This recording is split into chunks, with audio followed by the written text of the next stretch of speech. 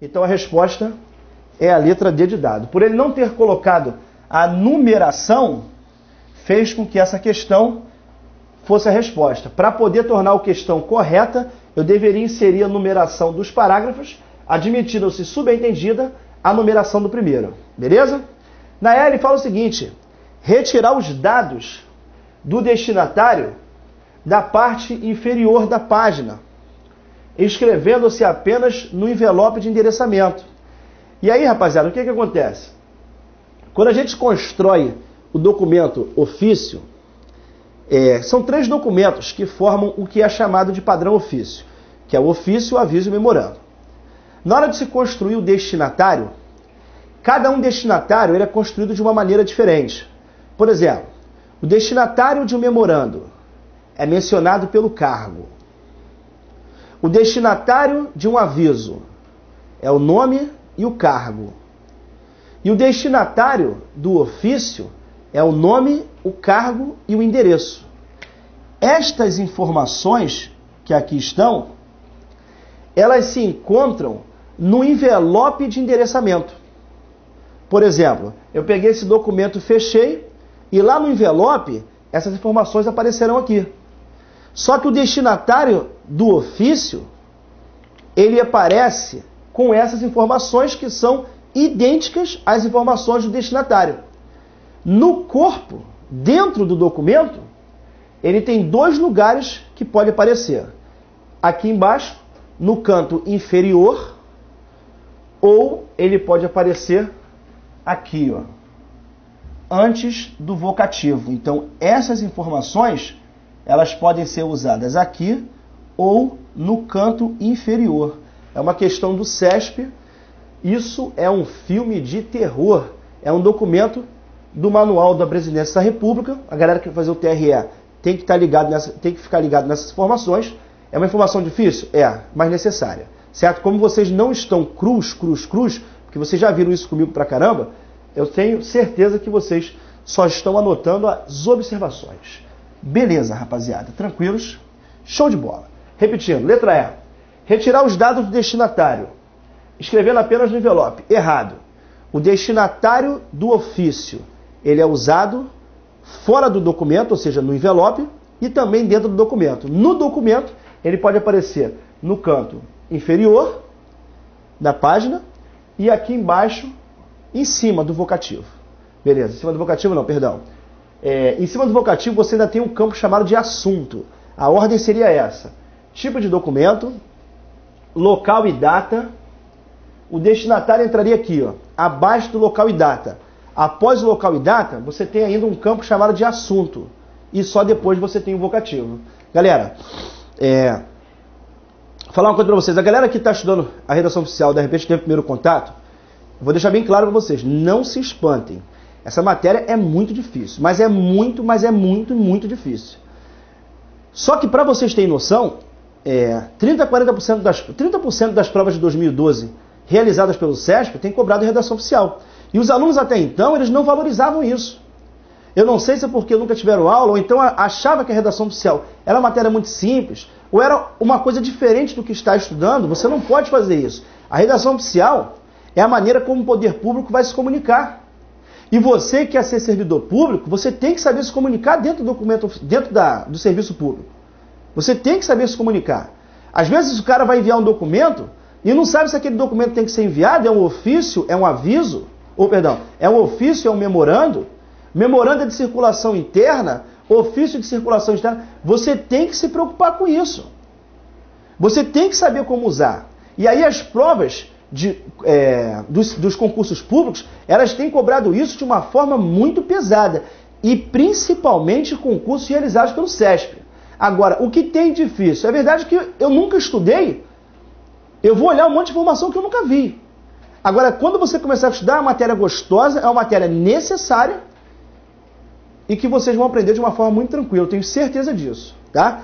Quem nunca estudou certamente está achando dificuldade, mas isso é a ordem natural das coisas. Nunca viu, vai achar difícil. Depois que você vir, certamente você achará a matéria mais fácil. Vamos lá. Próxima questão, questão número 8. Segundo o Manual de Redação da Presidência da República, existe um padrão oficial de linguagem essa questão está errada. Por que essa questão está errada? Vamos lá. Pô, David, achei tanto que ela tivesse certa. Não. Quando você fala em padrão oficial de linguagem, você tem duas coisas, que é o padrão culto da língua e o padrão oficial de linguagem. Ao falar em padrão culto, o padrão culto é você redigir conforme a gramática normativa prescreve. Escrever de maneira culta é você não ter erro de pontuação, não cometer erro de concordância, regência, crase, enfim. Usar o padrão culto da língua. Isto é obrigatório.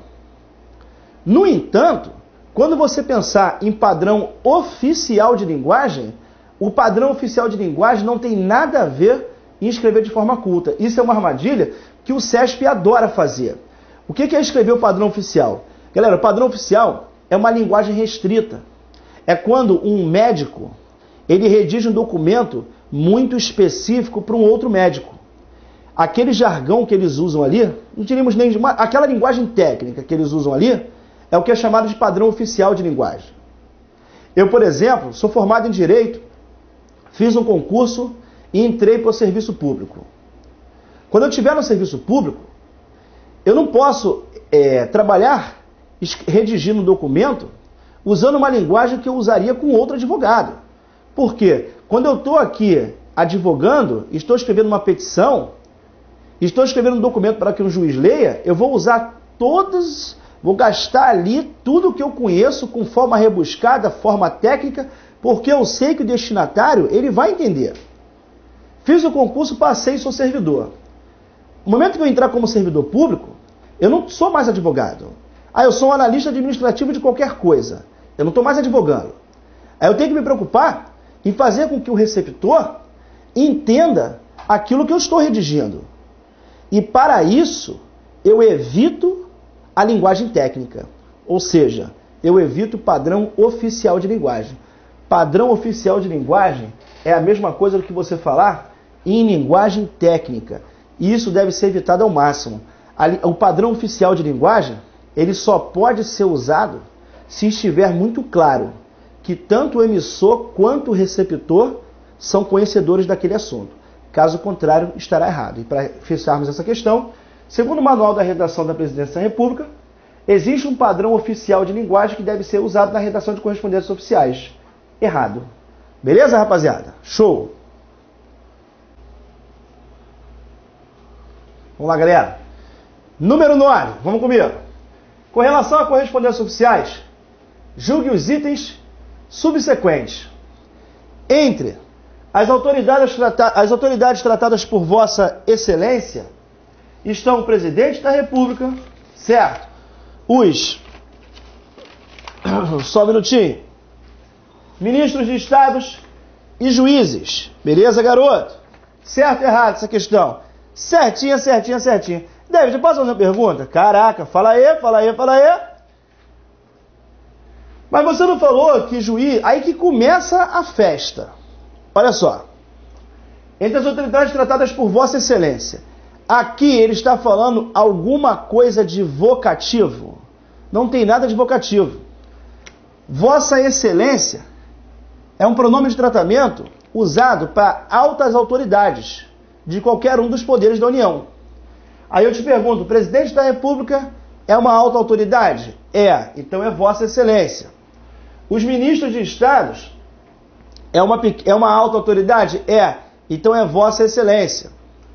Os juízes, também uma alta autoridade, Vossa Excelência. Então todas essas autoridades são tratadas como Vossa Excelência. Na hora que for usar o vocativo, é outra linha de raciocínio completamente diferente. Aí eu vou chegar aqui e vou colocar senhor, seguido do cargo, senhor juiz, senhor ministro, e quando for usar para o presidente, aí ele é o chefe do poder no âmbito federal, então aí para ele será o quê? Excelentíssimo senhor presidente. Beleza? Mas não confundam pronome de tratamento com vocativo, que não tem nada a ver. Tá bom? Vamos lá. Então essa questão daqui é uma questão que está certinha, tá? São autoridades tratadas como deputados federais, senadores, todos esses caras são altas autoridades. A questão maior, o desafio maior eu vejo vocês se matando, galera, nas redes sociais, falando isso. Vocês às vezes estão respondendo uma coisa como vocativo, como pronome de tratamento. Não pode confundir essas coisas, porque o ponto em que ele cobra pronome de tratamento, o vocativo e o endereçamento é o maior problema para o aluno. Ali vocês começam a confundir, usar pronome de tratamento em lugar de vocativo, confundir vocativo com Vossa Excelência, que não tem nada a ver. São duas coisas completamente diferentes, tá bom? A gente vai ter oportunidade de estudar isso daí em outro momento. Vamos lá. Questão número 10. O presidente da República e o presidente do Supremo Tribunal Federal apresentarão excelentíssimo antes de senhor, na forma do vocativo positivo. Aí o vocativo será como? Ó? Senhor, ok? Presidente da República, senhor presidente do Supremo Tribunal Federal, como presidente da República é chefe de poder no âmbito federal do Executivo. O Supremo Tribunal Federal é chefe de poder no âmbito federal do Judiciário, eles são chefes de poderes. Então, a eles, nós iremos acrescentar o excelentíssimo. Excelentíssimo senhor presidente do Supremo Tribunal Federal, excelentíssimo senhor presidente da República. Beleza, galera? Tranquilos? Bom, o fecho das comunicações é obrigatório em qualquer tipo de documento oficial e restringe-se apenas a 2 fechos, atenciosamente e respeitosamente, a depender da relação hierárquica existente entre o remetente e o destinatário. Aqui nós temos um problema muito sério. Qual é o problema? Quando a gente fala em usar 2 tipos de fecho, nós temos vários fechos. Fechos que nós podemos ter respeitosamente, atenciosamente. Existe um fecho para o requerimento. Como é que é o fecho para o requerimento? Nesses termos, pede deferimento. Para a ata, não havendo mais nada a tratar, encerrou-se a sessão. O fecho do parecer é o parecer. Aí ele vai e pergunta: o fecho das comunicações é obrigatório em qualquer tipo de documento oficial. Isso já está errado, porque tem documento que nem fecho tem. E restringe-se a apenas 2, respeitosamente e atenciosamente. Isso, a questão está errada. Aí você fala: pô, Deus, mas eu vi no manual da Presidência da República que só existem 2 fechos. Galera, cuidado. Os 2 fechos, quando ele fala atenciosamente e respeitosamente, são 2 fechos que são chamados de fechos saudações. Por quê? Na hora que você finaliza o texto, que você vai usar o fecho, você pode usar o fecho com o intuito de saudar. E a saudação, ela é feita por somente 2 fechos. Atenciosamente, para quem tem mesma hierarquia inferior à sua, e o respeitosamente, para quem tem a hierarquia superior à sua. Atenciosamente e respeitosamente são os 2 únicos fechos que você usa num texto como saudação. Houve uma questão do CESP, certamente quem está aí do outro lado e assistiu comigo no clube de exercício, vocês viram lá que ele havia colocado isso. Existem somente 2 fechos que são vistos como saudações, atenciosamente e respeitosamente. E lá a questão foi dada como certo, porque realmente só existem esses 2 fechos, atenciosamente e respeitosamente, como saudações. Mas aqui ele não menciona isso. Ele fala que é obrigatório em qualquer tipo de documento. Isso já está errado, porque muitos documentos não tem nem fecho. Mas partindo, quando ele fala que restringe-se apenas a 2, está errado. Respeitosamente e atenciosamente, porque você tem vários fechos. Além de você ter documentos como certidão de nascimento, o documento como atestado que não tem fecho, quando você usa o fecho, você tem vários fechos. Isso faz que a questão esteja errada por 2 motivos. Primeiro, por afirmar que é obrigatório em qualquer tipo de documento.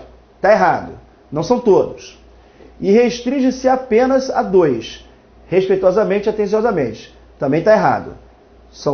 O respeitosamente e atenciosamente, preste atenção. Somente quando você estiver falando de fechos, saudações. É quando você fecha saudando o destinatário.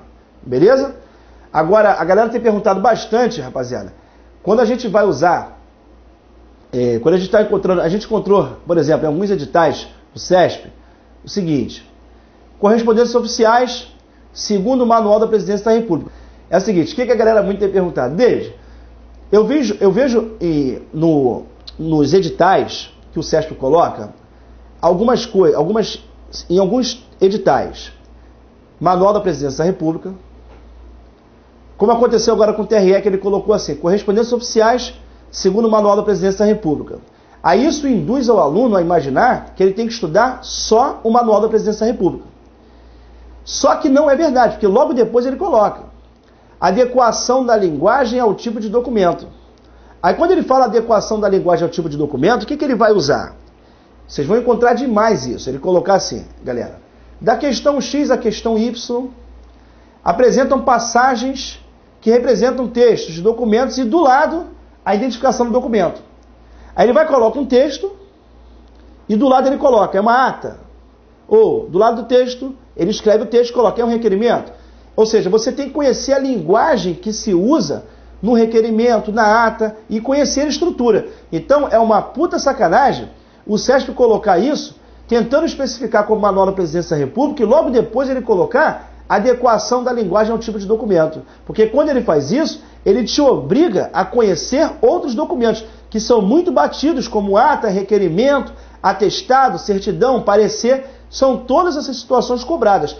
Para vocês observarem isso, façam um comparativo com o edital da PF, o edital do TJ, do Piauí, e aí vocês vão encontrar a mesma coisa que está no seu edital, quem vai fazer a prova do TRE. E aí quando você olhar as questões, vocês vão ver que não foram cobradas só questões do Manual da Presidência. Beleza, galera? Vamos continuar aqui rapidinho, para a gente poder fechar. Vamos lá. 12. Com referência à formatação de correspondências oficiais, julgue os próximos itens.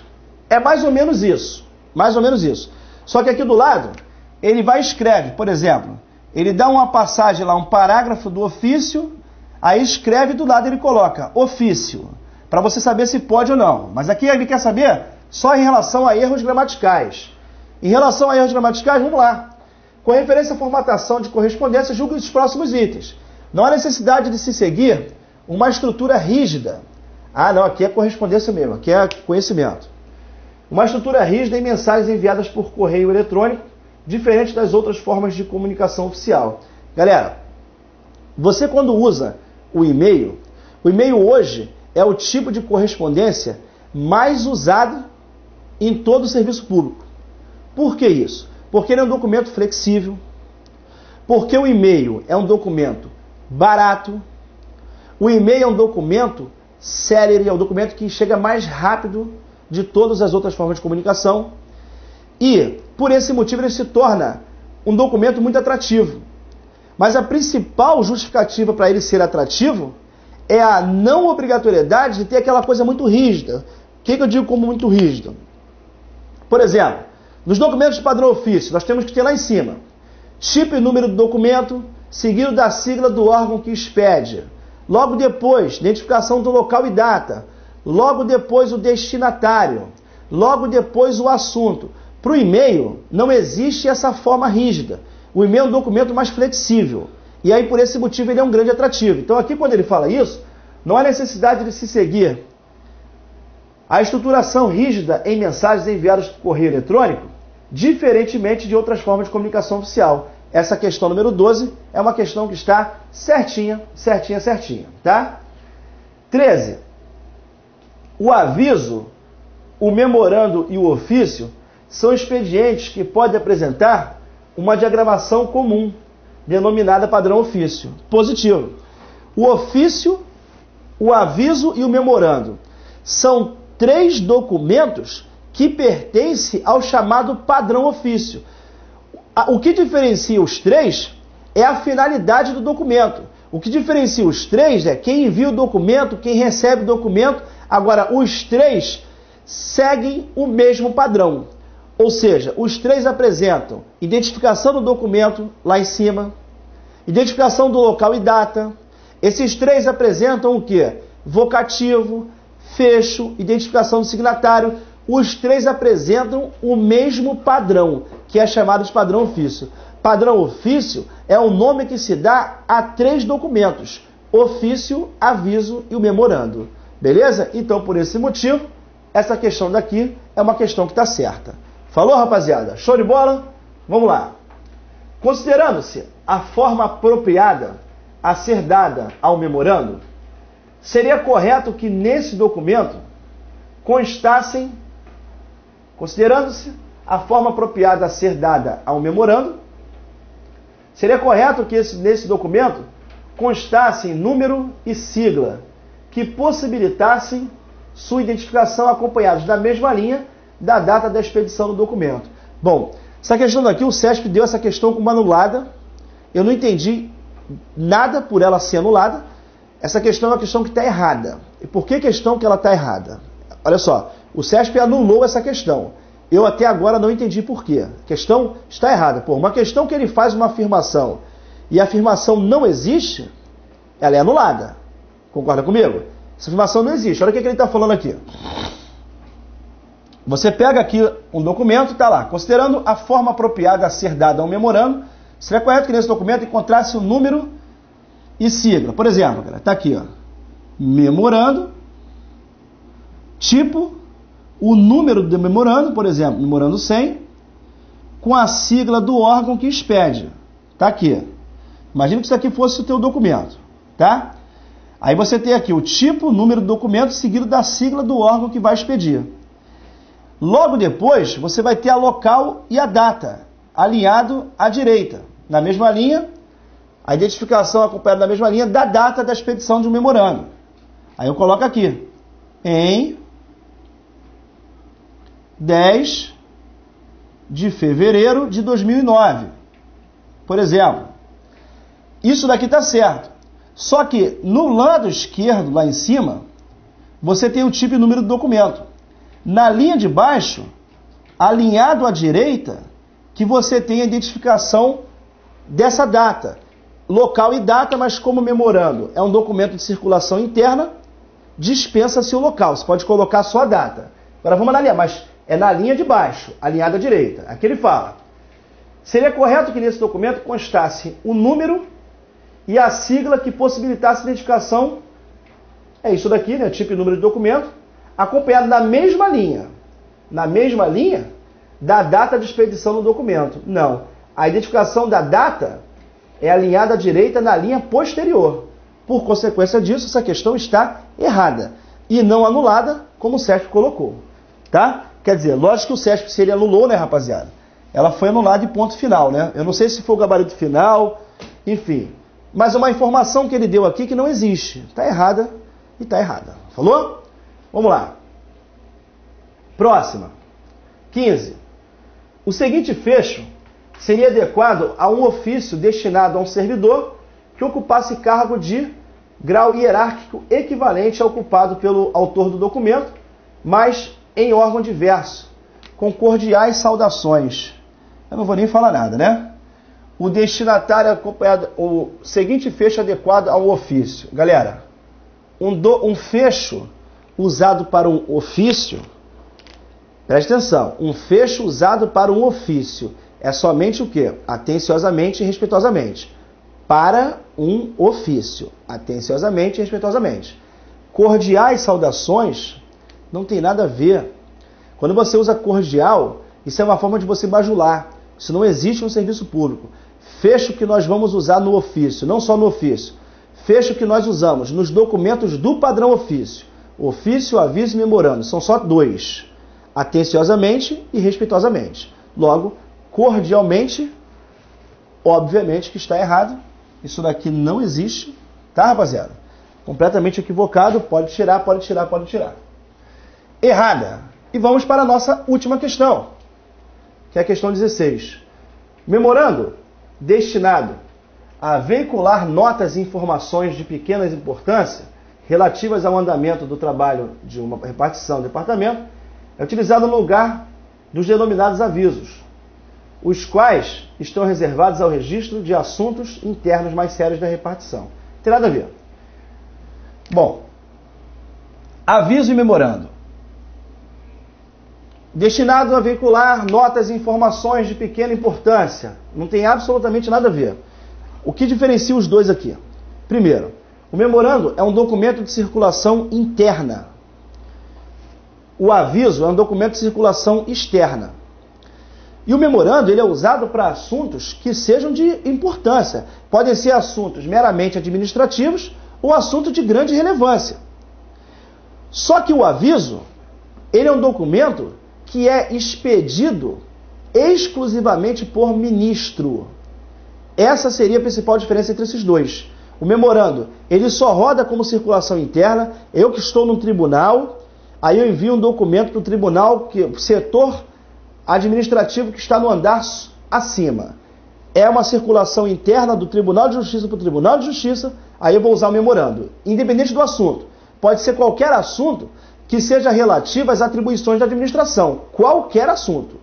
No entanto, quando eu vou usar o aviso, o que faz o uso do aviso é ser expedido exclusivamente por ministro para autoridades que apresentem a mesma hierarquia do que o ministro, ou o próprio ministro. Então você pegou um aviso, você é um ministro e enviou um documento para um outro ministro. Você vai enviar um aviso. Só que o aviso ele é enviado de ministro para ministro ou de um ministro para as autoridades que tenham hierarquia de ministro. E quais são elas? Presidente do Banco Central, advogado-geral da União e o chefe da Casa Civil. Esses três, embora não sejam ministros, eles têm poder de ministro.